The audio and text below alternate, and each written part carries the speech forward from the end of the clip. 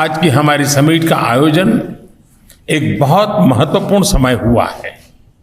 विश्व अभी भी कोविड-19 और उसके दुष्प्रभावों से जूझ रहा है। वैश्विक इकोनॉमिक रिकवरी की प्रक्रिया में अभी भी अड़चनें आ रही हैं। जियोपॉलिटिकल घटनाएं भी नई चुनौतियां प्रस्तुत कर रही हैं। इस संदर्भ में भारत जापान पार्टनरशिप को और गहन करना सिर्फ दोनों देशों के लिए ही महत्वपूर्ण नहीं है, इससे इंडो पैसिफिक क्षेत्र और पूरे विश्व के स्तर पर भी पीस, प्रॉस्पेरिटी और स्टेबिलिटी को प्रोत्साहन मिलेगा। हमारा आपसी विश्वास, हमारे सिविलाइजेशनल टाइज, डेमोक्रेसी, फ्रीडम और रूल ऑफ लॉ जैसे हमारे साझा मूल्य हमारे संबंधों के मूल में है, उन्हें शक्ति प्रदान करते हैं। आज की हमारी चर्चा ने हमारे आपसी सहयोग को नई ऊंचाइयां तक ले जाने का मार्ग प्रशस्त किया है। हमने द्विपक्षीय मुद्दों के अलावा कई क्षेत्रीय और वैश्विक मुद्दों पर विचारों का आदान प्रदान किया। हमने यूनाइटेड नेशंस और अन्य अंतर्राष्ट्रीय मंचों पर भी अपना समन्वय बढ़ाने का निर्णय लिया। फ्रेंड्स, भारत जापान आर्थिक पार्टनरशिप में पिछले कई वर्षों में अभूतपूर्व प्रगति हुई है। दोनों देशों के बिजनेसेस में जबरदस्त विश्वास है, उत्साह है। जापान भारत में सबसे बड़े इन्वेस्टर्स में से एक विश्वस्त साथी है। डेडिकेटेड फ्रेट कॉरिडोर और Mumbai Ahmedabad high speed rail जैसे हमारे फ्लैगशिप प्रोजेक्ट्स में जापान का सहयोग उल्लेखनीय रहा है। हम इस योगदान के लिए बहुत बहुत आभारी हैं। Mumbai Ahmedabad high speed rail project में अच्छी प्रगति हो रही है। दोनों देश इस पर वन टीम वन प्रोजेक्ट की अप्रोच के साथ काम कर रहे हैं। यह प्रोजेक्ट भारत जापान पार्टनरशिप का एक बेहतरीन उदाहरण है। मुझे प्रसन्नता है कि हमने 2014 में निर्धारित 3.5 ट्रिलियन जापानीज येन का इन्वेस्टमेंट टारगेट पार कर लिया गया। हम अपने महत्वाकांक्षाओं को और बढ़ाने का निर्णय लिया है और आने वाले 5 वर्षों में 5 ट्रिलियन येन मतलब करीब 3,20,000 करोड़ रुपए का नया टारगेट तय किया है। आप सभी जानते हैं कि पिछले कुछ सालों में भारत ने व्यापक आर्थिक रिफॉर्म अपनाए हैं और ईज ऑफ डूइंग बिजनेस में बड़ी छलांग लगाई है। आज Bharat make in India for the world के लिए असीम संभावनाएं प्रस्तुत करता है। इस संदर्भ में जापानीज कंपनीज बहुत समय से एक प्रकार से हमारी ब्रांड एम्बेसडर्स रही है। हमारे बीच टेक्नोलॉजी और इनोवेशन सेक्टर्स में पार्टनरशिप में नए आयाम जुड़ रहे हैं। हम जापानी कंपनीज को भारत में अनुकूल माहौल उपलब्ध कराने के लिए प्रतिबद्ध हैं। आज लॉन्च किया गया India Japan industrial competitiveness partnership road map इसके लिए एक कारगर मैकेनिज्म सिद्ध होगा। जापान के साथ हमारी स्किल्स पार्टनरशिप भी इस दिशा में कारगर भूमिका निभाएगी। फ्रेंड्स, भारत और जापान दोनों ही सिक्योर, ट्रस्टेड, प्रिडिक्टेबल और स्टेबल एनर्जी सप्लाई के महत्व को समझते हैं। ये सस्टेनेबल इकोनॉमिक ग्रोथ के लिए, उस लक्ष्य को पाने और क्लाइमेट चेंज की समस्या से निपटने के लिए बहुत ही अनिवार्य है। हमारी क्लीन एनर्जी पार्टनरशिप इस दिशा में लिया गया एक निर्णायक कदम साबित होगा। कई अन्य महत्वपूर्ण बिंदुओं पर भी आज हमारे बीच सहमति बनी है, घोषणाएं हुई हैं। प्रधानमंत्री किशिदा की यह यात्रा Bharat Japan special strategic and global partnership में नए आयाम जोड़ने में सफल रही है। मैं एक बार फिर प्रधानमंत्री किशिदा और उनके डेलीगेशन का भारत में बहुत बहुत स्वागत करता हूं। धन्यवाद। Thank you sir.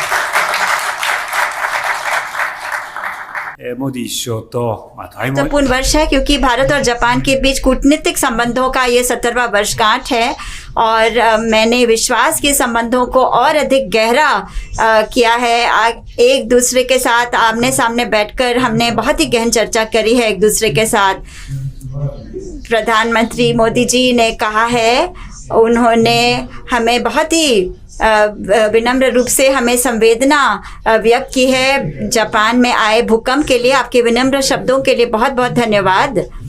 इस वक्त पूरा विश्व जो है यह कई घटनाओं की वजह से बहुत ही हिल गया है क्योंकि कई ऐसे घटनाक्रम हो रहे हैं विश्व में और भारत और जापान हम कई मूल्य साझा करते हैं जैसे कि लोकतंत्र, कानून का शासन। तो बहुत ज़रूरी है कि हम निकट साझेदारी करें और द्विपक्षीय संबंधों के माध्यम से और कई अन्य मंचों में जैसे कि क्वाड मंच प्रारूप में, ताकि हमें खुला और मुक्त हिंद प्रशांत क्षेत्र को सुनिश्चित कर सकें। हमने विचारों का आदान प्रदान किया और एक छोटे समूह में भी, सीमित सत्र में भी हमने बातचीत करी एक दूसरे के साथ। यूक्रेन की में स्थिति के बारे में भी हमने चर्चा की। रूस का जो आक्रमण है यूक्रेन में, ये बहुत ही गंभीर घटना है जो अंतर्राष्ट्रीय व्यवस्था की जड़ों को हिला देता है। तो हमें बहुत ही संकल्पवान रूप से प्रतिक्रिया करने की ज़रूरत है। मैंने अपने सारे विचार व्यक्त किए प्रधानमंत्री मोदी जी को। मैंने कहा कि जो भी एक पक्षीय प्रयास किए जा रहे हैं यथास्थिति को बदलने के लिए बल के प्रयोग से, इनको कभी भी अनुमति नहीं दी जानी चाहिए किसी भी क्षेत्र में। प्रधानमंत्री मोदी जी और मैं, हमने इस बात की पुष्टि करी कि हमें शांतिपूर्ण समाधान की ज़रूरत है सभी संघर्षों का अंतर्राष्ट्रीय कानून के आधार पर। और इन घटनाक्रमों की वजह से बहुत ज़रूरी है कि हमारे दोनों देश अपने प्रयास बढ़ाएं एक खुला और मुक्त हिंद प्रशांत सुनिश्चित करने के लिए। जापान भारत के साथ मिलकर इसके लिए अनुरोध करता रहेगा कि युद्ध विराम हो जाए और बातचीत के द्वारा इस संघर्ष का समाधान दिया जाए। और साथ में वह यूक्रेन और उसके जो आसपास के जो देश हैं उन सभी को हम समर्थन देते रहेंगे। जापान ने $10 बिलियन की आपात सहायता की घोषणा करी है। माफ करिए, $100 मिलियन की मानवीयता सहायता की घोषणा करी है यूक्रेन और बाकी आसपास के देशों के लिए। और हम और भी अतिरिक्त सहायता देंगे। हम किसी भी प्रयास को जो कि अकेले किसी यथास्थिति को बदलने का जो बल के द्वारा प्रयास हो, उसके खिलाफ हम लड़ते रहेंगे। और हम दोनों ने ये कहा है कि हम अंतर्राष्ट्रीय और दूसरे मुद्दे जिसमें उत्तर कोरिया का मुद्दा भी शामिल है पर मिलकर काम करते रहेंगे। और प्रधानमंत्री मोदी ने हमें अबडक्शन के मामले में भी पूरा समर्थन देने का आश्वासन दिया है। हमें एक नए अंतर्राष्ट्रीय एक व्यवस्था की ओर काम करना होगा और इसके लिए हम संयुक्त राष्ट्र के सुरक्षा परिषद में भी सुधार लाने होंगे और बदलाव लाने होंगे ताकि हम ऐसा एक विश्व तैयार कर सके जहां जो खासतौर पर परमाणु शस्त्रों से मुक्त हो। और इसके लिए हम भारत के साथ भी काम करते रहेंगे कि हम अपना सहयोग को और भी बढ़ाएं। और हम चाहेंगे कि जापान भारत आक्सा के जो कि भारत और जापान के बीच में सैन्य अभ्यास का संयुक्त प्रयास है, उसमें भी हम भारत के साथ सहयोग करते रहेंगे और उसको और आगे ले जाएंगे। हम अगली जापान भारत 2+2 बैठक जो है वो जल्द से जल्द आयोजित करने के लिए पूरी तरह से प्रयत्न करेंगे। और हम साइबर सिक्योरिटी में जो सहयोग ज्ञापन का जो हस्ताक्षर किए गए हैं उसका हम स्वागत करते हैं। और हम आपूर्ति श्रृंखलाओं में लचीलापन लाने के लिए और बाकी मुद्दों पर भारत के प्रधानमंत्री श्री नरेंद्र मोदी के साथ काम करते रहेंगे। भारत हमारा जापान के लिए एक बहुत ही महत्वपूर्ण साझेदार है, खासतौर पर नई पूंजीवाद के स्तर पर। और हमने घोषणा करी है कि अगले 5 सालों में हम 5 बिलियन येन का निवेश भारत में करेंगे और हम अपने सहयोग को और भी ज्यादा प्रगाढ़ बनाएंगे। बहुत जरूरी है कि हम जिन अर्थव्यवस्थाओं को कोविड-19 महामारी के कारण बहुत मुश्किल का सामना करना पड़ा है, उनकी अर्थव्यवस्थाओं को सहायता प्रदान करें और इसके लिए हम काम करते रहेंगे। और इसमें हम ऊर्जा ट्रांजिशन या ऊर्जा के और क्षेत्रों में भी मिलकर काम करते रहेंगे।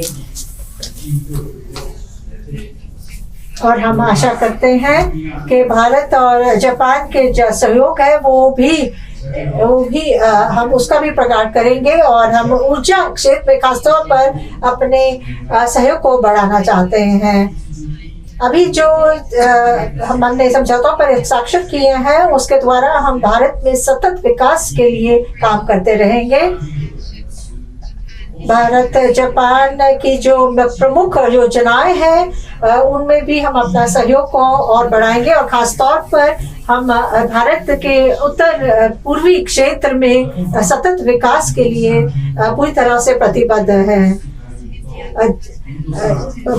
और हमें बहुत खुशी है कि जापानी सेब अब भारत में आसानी से मिल पाएंगे और जो भी और हमें बहुत खुशी है कि और साथ में भारत के आम जो है वो अब जापान में मिल पाएंगे और हमें बहुत खुशी है कि हम एक दूसरे के फल का मजा उठा पाएंगे।